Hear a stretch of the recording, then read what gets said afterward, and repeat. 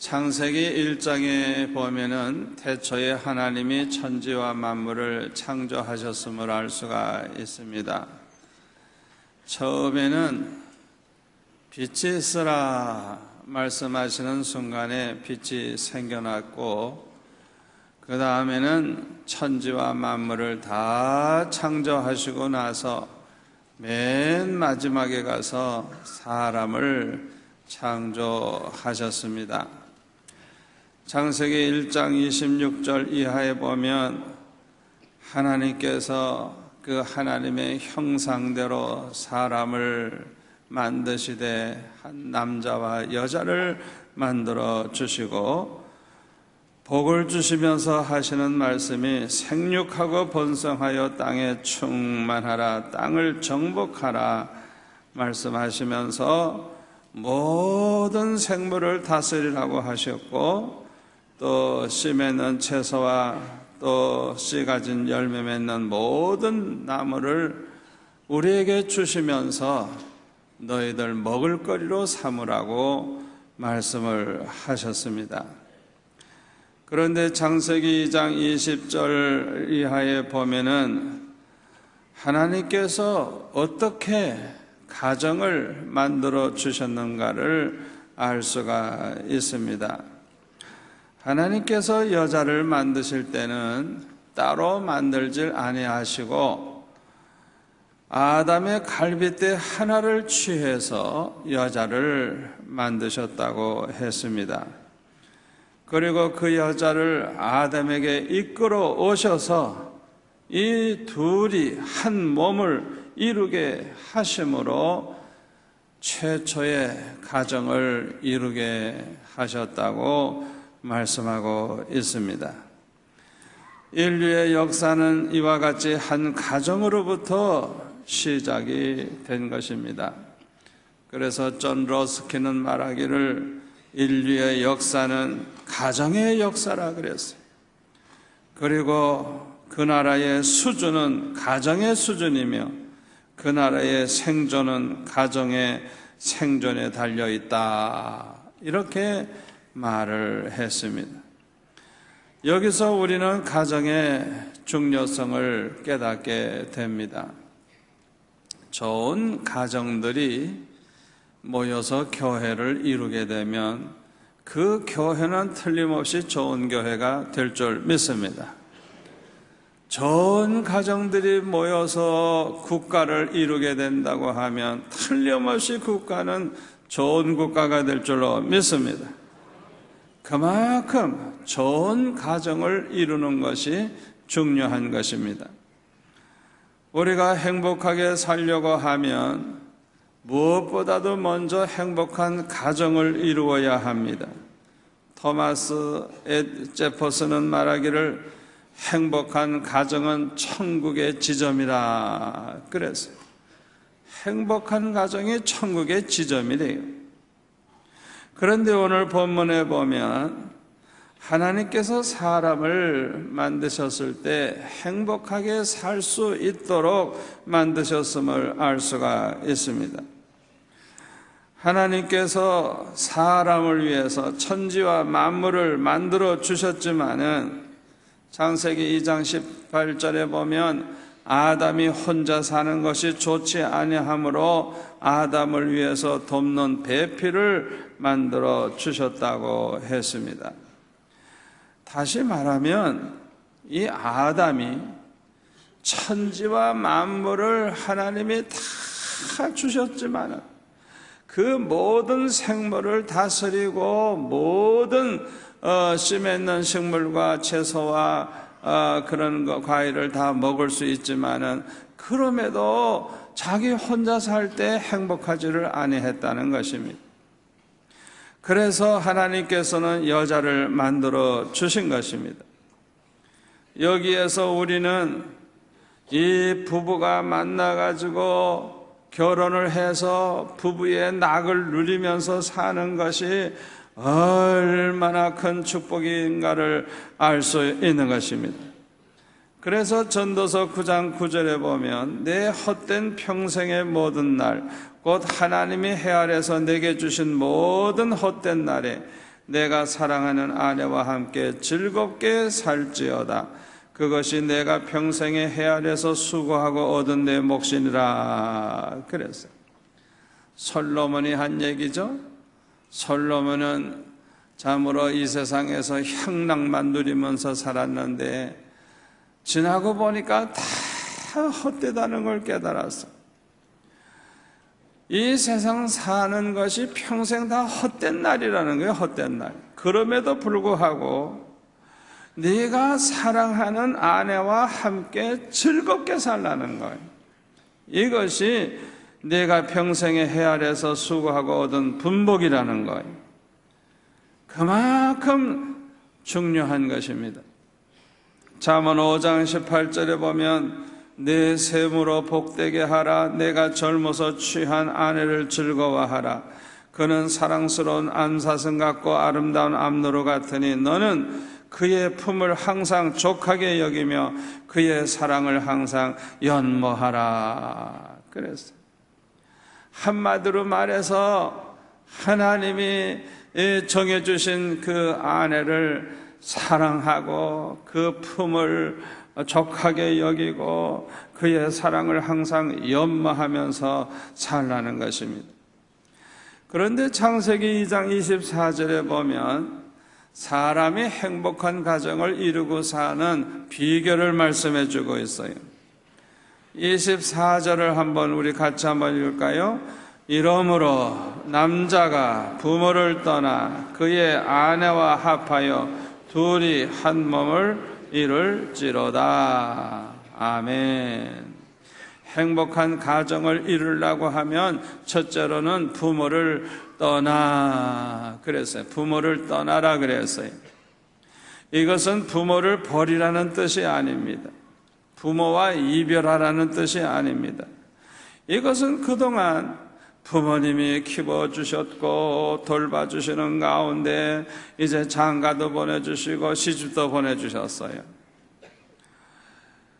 그래서 이제부터는 더 이상 부모를 의지하지 말고 이제는 자립하라는 거예요.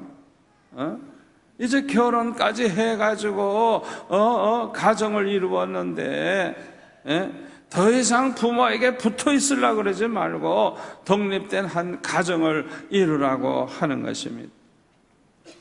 이렇게 해야 할 이유가 뭐냐 하면 이렇게 해야만 남자가 아내와 합하여 한 몸을 이룰 수 있기 때문인 것입니다. 여러분 생각해 보세요. 한 남자가 한 여자와 결혼을 해가지고 행복한 가정을 이루고 사는 게 쉬운 일입니까? 그렇지 않아요. 쉬운 일이 아니에요. 20년, 30년 동안 다른 환경에서 살던 사람, 더군다나 남자와 여자가 전혀 경험도 없어, 살아본 경험도 없어, 결혼해본 경험도 없어. 이제 처음으로 결혼해가지고 이 한 남자와 한 여자가 한 집안에서 함께 산다고 하는 것은 절대로 쉬운 일이 아닙니다. 두 사람만 살아도 그렇게 연합되기가 힘드는데 그 사이에 부모가 끼어들어가지고 잔소리를 하고 무슨 놈의 며느리가 저러냐 그러고 무슨 놈의 사위가 저러냐고 잔소리를 하고 중간에서 개입을 해가지고 그러면 이거는 정말 아주 그냥 이 부부가 고생을 많이 하게 되고 불행하게 되는 것입니다. 그러므로 자녀들이 결혼을 해서 행복한 가정을 이루고 살게 하기 위해서는 특별히 결혼 초기에 반드시 부모를 떠나서 단 둘이서 하나가 되어 행복하게 살 수 있도록 기회를 가져야 되는 것입니다. 이 자리에 계신 부모님들 꼭 명심하세요. 아들이고 딸이고 결혼하면 야 니네들이나 잘 살아라 그리고 독립시키라고요. 그걸 붙잡고 그냥 잔소리하고 간섭하고 그러면 그 자녀들이 불행해지는 거. 자기들끼리만 살아도 힘들은데 부모까지 개입을 해가지고 어쩌자는 거. 다 손을 떼세요. 그저 너희들 잘 살면 나는 제일 좋다. 그저 너희들끼리 잘 살아라. 부모를 떠나야 되는 거예요. 두 번째로는 행복한 가정을 이루려고 하면 그의 아내와 합하여 둘이 한 몸을 이루라 그랬어요. 어떻게 두 사람이 모이는데 한 몸이 됩니까? 하나 더하기 하나 하면 둘이지 왜 하나입니까? 그러나 이 부부의 결합은 하나 더하기 하나가 아닙니다. 하나 곱하기 하나는 하나입니다. 그걸 아셔야 돼요. 1m 더하기 1m는 2m죠. 그렇죠? 1m 곱하기 1m 하면 뭐예요? 1평방미터. 땅이 되는 거예요. 거기에다가 1 곱하기 1 또 하나 1 곱하기 해보세요. 성령으로 곱해보세요. 부부, 남자 곱하기 여자, 그 다음에 성령, 하나님. 이러면 그냥 1 세제곱미터가 되니까 입체적인 그냥 그런 건물이 되죠. 기적이 일어나는 거예요. 아멘. 행복한 가정을 이루려고 하면 부부가 연합해서 성공을 해야 합니다. 부부가 연합하려고 하면 잘 들으세요. 첫째로는 서로 사랑해야 됩니다. 서로 사랑하면 하나가 되지 못할 사람 하나도 없습니다. 어떤 사람이 만나서 살아도 서로 사랑하는 관계만 이루어지면 하나가 됩니다. 아멘. 사랑이 하나로 만들어주는 거예요. 부부는 서로 사랑할 때 화목하게 되고 행복한 가정이 이루어지는 것입니다. 꿰테는 이런 말을 했습니다. 임금이든 백성이든 자기 가정에서 평화를 찾는 자가 가장 행복한 인간이다 그랬어요. 부부가 서로 사랑해서 화목하면서 사니까 그냥 집에만 가면 너무너무 좋아. 집안에 그냥 평화가 넘쳐. 이게 가장 행복한 인간이라는 거예요. 아멘. 그런데 에베소서 5장에 보니까 부부가 서로 사랑할 때 사랑하는 방법이 남녀에 따라서 차이가 있음을 알 수가 있어요. 22절에 보니까 아내들이여, 아내가 남편 사랑하는 방법입니다. 아내들이여 자기 남편에게 복종하기를 누구에게? 주님께 하듯 하라. 이는 남편이 아내의 머리됨이 그리스도께서 교회의 머리됨과 같음이니 그가 바로 몸의 구주시니라. 그러므로 교회가 그리스도에게 하듯 아내들도 범사에 자기 남편에게 복종할지니라 그랬어요. 남편 사랑하는 방법이 뭐냐? 남편에게 복종하라는 거예요. 누구에게 하듯? 예수님에게 하듯 하라는 거예요. 이게 사랑하는 방법이에요. 그 다음에 25절에 보니까 남편이 아내 사랑하는 방법을 얘기합니다. 남편들아 아내 사랑하기를 그리스도께서 교회를 사랑하시고 그 교회를 위하여 자신을 주신같이 하라 그랬어요. 남편들이 아내를 사랑하는 방법은 뭐냐? 월급 봉투 갖다 주는 건 그건 아무것도 아니에요. 목숨까지도 주라는 거예요. 예수님이 우리를 위해서 죽어주신 것처럼 남편은 아내를 사랑하되 아내를 위해서는 목숨까지라도 줄 수 있어야 된다는 거예요. 33절에 보니까 그러나 너희도 각각 자기의 아내 사랑하기를 자신같이 하고 아내도 자기 남편을 존경하라 그랬어요. 부부는 서로 사랑하는 만큼 아름다운 가정을 이루게 됩니다. 폴란드의 바사 공작과 그의 아내 카타리나의 그 사랑 이야기는 아주 우리에게 감동을 줍니다. 홀란드의 에릭 왕은 이 바사 공작의 반역죄를 이제 적용해 가지고 종신형에 처하게 되었어요.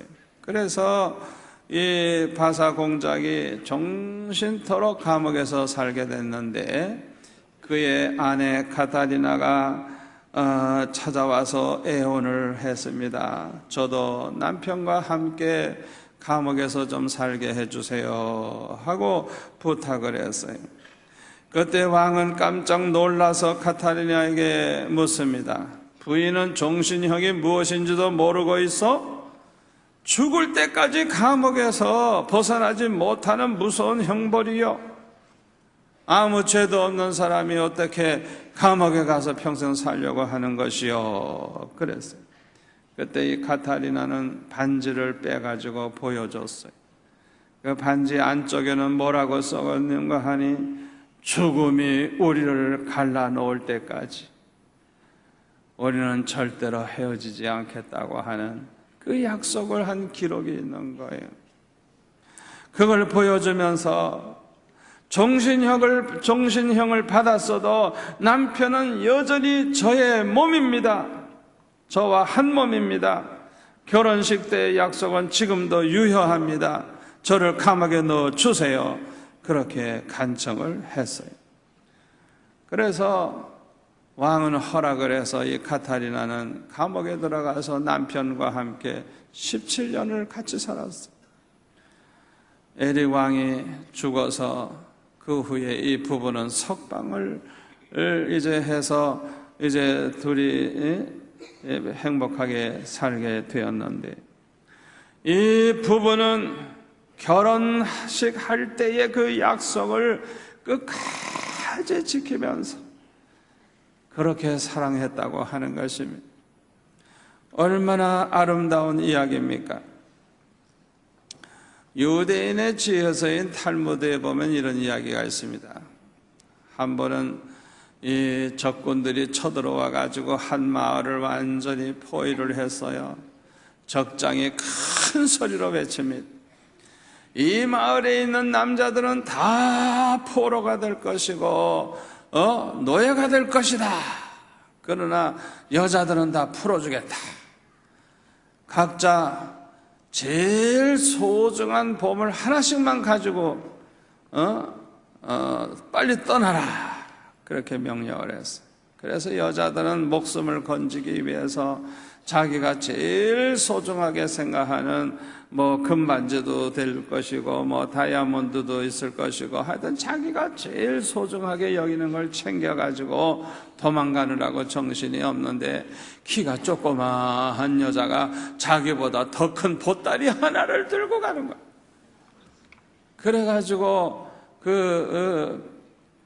적군 그 병사가 이상하니까 무슨 보호바가 이렇게 크냐 하고 좀 짐 조사를 해보겠다고 열어보니까 글쎄 그 여자의 남편이 있잖아.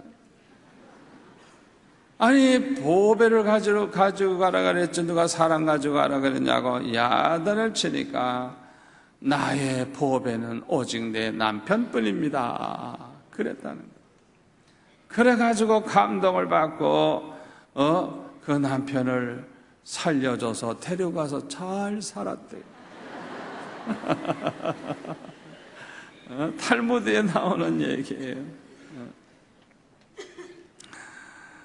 부부가 연합하려고 하면 서로 사랑해야 됩니다. 사랑한다면 연합되지 못할 부부가 없는 줄 믿습니다. 둘째로 부부가 연합하려고 하면 서로 감사하면서 살고 칭찬해주면서 살아야 돼요. 여러분, 이 사람의 이 말은요 엄청난 힘을 가지고 있어요. 이 조그만 이 혀가 어떻게 말하느냐에 따라서 천국이 되기도 하고 지옥이 되기도 하고 연합이 되기도 하고 깨지기도 해요. 이 말이라고 하는 게 얼마나 중요한지 몰라요. 그래서 우리가 연합하려고 하면 우리가 허물도 있고 부족한 건 많이 있지만은 그건 다 덮어두고 좋은 점만 찾아가지고 서로 칭찬해 주면서 살면 그 가정은 천국과 같은 가정이 되고 연합이 될 줄로 믿습니다. 여자들이 듣고 싶어 하는 칭찬이 있다고 합니다. 남자들은 꼭 기억하시고 이렇게 항상 아내에게 칭찬하시기를 바랍니다. 10가지만 소개합니다. 첫째로는 나의 생애의 가장 탁월한 선택은 당신을 선택한 거야. 다시 태어나도 당신과 함께 살 거야. 오늘 힘들지 않았어? 당신 때문에 내가 살지. 당신 음식 솜씨는 영락없이 장모님 닮았어. 당신 정말 멋있어. 모델로 나가도 되겠어. 산소 같은 여자가 따로 없다니까. 당신 보고 누가 애엄마라 하겠어. 당신은 처녀 같아. 당신 기도 때문에 모든 것이 잘 돼. 당신이 골라준 넥타이가 제일 멋있어. 당신 때문에 산다니까. 이런 말만 골라서 해보세요. 그냥 너무너무 좋아가지고 그냥 행복하게 살 거예요. 그런데 꼭 명심하세요. 이런 칭찬은 남자들도 듣고 싶답니다. 꼭 명심하세요. 남편의 허물이 많이 있지만 좋은 점을 골라서 칭찬을 좀 해주세요. 참 나는 당신 만나서 너무 행복하다 그러고, 당신은 정말 보기만 해도 든든하다 그러고, 하나님이 당신을 축복하실 것이라고, 당신은 너무 존경스럽다 그러면서 그냥 남편에게 자꾸만 칭찬해 줘 보세요. 그냥 봉투만 갖다 주는 줄 알아요. 뒷주머니에 있는 것까지 다 줘요. 그 얼마나 지혜로운 거예요. 예? 그냥 칭찬해 주면서 살면 그냥 행복이 그냥 넘치는 가정이 되는 것입니다. 서로 인정해 주시고 서로 감사하면서 사시고 칭찬하면서 살 때 연합이 이루어지고 행복한 가정이 될 줄 믿습니다. 세 번째로 부부가 연합하려고 하면 서로 용서하면서 살아야 돼요. 불란서의 철학자인 H.A. 텐이라고 하는 사람은 이런 말을 했어요. 결혼한 후에 그 첫 주간, 첫 번 1주간은 서로 관찰하는 기간이래요. 서로 관찰을 한대요. 그 다음에 3개월은 서로 뜨겁게 사랑한다고 합니다. 그러나 그 다음 3년은 죽으라고 싸운다고 합니다. 그리고 그 다음 30년 동안은 용서하면서 산다고 하는 것입니다. 같이 살다가 보면 얼마나 실수도 많고 허물이 많습니까? 그런데 그저 용서하면서 사는 거예요. 이 세상에는 완벽한 남자나 여자는 없습니다. 누구나 다 장단점이 있어요. 그래서 서로 불쌍히 여기고 용서하면서 살아야 되는 것입니다. 어떤 남자가 이상적인 그런 배우자를 찾기 위해서 온 세상을 또 돌아다녔어요. 자기가 생각하는 그런 이상적인 어떤 그런 여성상이 있는데 그 여자를 찾기 위해서 40년 동안이나 돌아다녔어요. 그래서 나이가 70이 됐어요.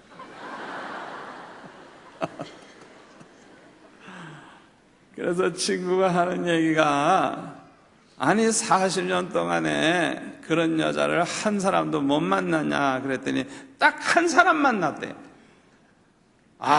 그 여자를 보니까 꼭 자기가 원하는 그런 여자들이에요. 그래서 프로포즈를 했더니 그 여자는 완전한 남자를 원하기 때문에 퇴짜 맞았대요. 얼마나 어리석은 인간입니까? 이 세상에 완전한 사람은 없어요. 완벽한 사람이 없어요. 다 부족하고 허물이 있지만은 그저 불쌍히 여기고 그저 용서하면서 그저 평생 사는 것이지, 예? 그걸 일일이 따지고 싸우고 그렇게 살 필요가 없는 거예요. 예? 용서하면서 살 때 마음도 편하고 연합이 될 줄로 믿습니다. 네 번째로 부부가 연합하려고 하면 하나님의 은혜를 받아야 합니다. 어떤 사람은요, 부부의 성격이 너무 차이가 있기 때문에 못 살겠다고, 아유 성격이 안 맞아서 못 살겠다고 그러는 사람이 너무 많아요. 잘 들으세요. 성격은 하나님께서 원래 그렇게 차이 있게 만드신 것입니다. 지구상에 똑같은 성격의 사람은 하나도 없어요. 60억의 인구가 다 다른 거예요. 다 다른 거예요. 예? 나하고 꼭 맞는 사람은 이 세상에 한 사람도 없는 것입니다. 이렇게 성격이 안 맞아도 하나님의 은혜를 받으면, 은혜 받은 사람은 연합을 할 수가 있고 행복하게 살 수가 있는 것입니다. 제 얘기를 해서 안 됐습니다만은, 중매하시는 분이 처녀 사진들을 들고 와가지고, 제가 그때 강도사인데, 강도사님 어때요? 어때요? 이래요.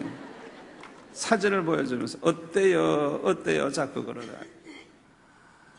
그런데 우리 집 사람도 이렇게 가져와서 어때요? 그러더라고요. 그래서 이제 좋은데요, 집에 가서 얘기도 해보고 또 기도도 해보고 대답해 주겠다고. 그런데 하나님 앞에 기도하는데 하나님이 응답을 하시는 거예요. 그래서 목요일 날 좋다고 대답을 했더니 그날로 답장이 왔는데 월요일 날 약혼식을 하재요. 그래서 토요일 날 그러면은 내가 당사자를 한번 만나보겠다고 약속을 하고 갔더니 얼굴을 땅바닥에 쳐박고 안 일어나요. 그래서 20분 정도 기도하고 왔어요, 그냥. 그리고 월요일 날 약혼식을 했어요. 그리고 한 달 안에 결혼식 하재요. 아니, 당사자하고 한마디라도 해보고 결혼식을 해야 되는데, 그래가지고 그냥 부지런히 처갓집에 가가지고 만나니까 처남 처제가 그냥 5명이나 있으니까 그냥 바글바글 하지. 둘이서 좀 이렇게 시간을 가져야 되는데 그냥 부모님 계시지 이러니까 같이 그냥 얘기하고 과일 먹고 그저 놀다가 오지 둘이서는 깊은 얘기를 못 하는 거예요. 그리고 결혼을 딱 하고 나니까 이야, 이거 큰일 났구만. 내가 제일 싫어하는 형의 여자더라고요. 아예 99% 나하고는 안 맞아. 그런데 그쪽에서도 볼 때 저 같은 남자는 안 맞아요. 안 맞아. 99% 이상 안 맞아요. 그러니까 아주 원수가 그냥 외나무 다리에서 만난 거예요. 이야, 그러니까 저는 본래 기도 많이 하는 사람이니까 더 기도 많이 하고, 그 사람은 막 금식 기도하면서 기도하고, 어쩌면 하나님이 이렇게 실수를 하실 수가 있겠어요. 그래가지고 그냥 주의 음성을 듣고 응답을 받고 은혜를 받으니까요, 이야, 어쩌면 그 사람의 모든 하나하나가 어떻게 그렇게 좋은지 그냥 너무 좋아지는 거예요. 또 저도 그 사람에게 그냥 그렇게 좋아지는 거예요. 살면 살수록 더 좋아지는 거예요. 그래서 지금은 손만 잡아도 짜릿짜릿해요.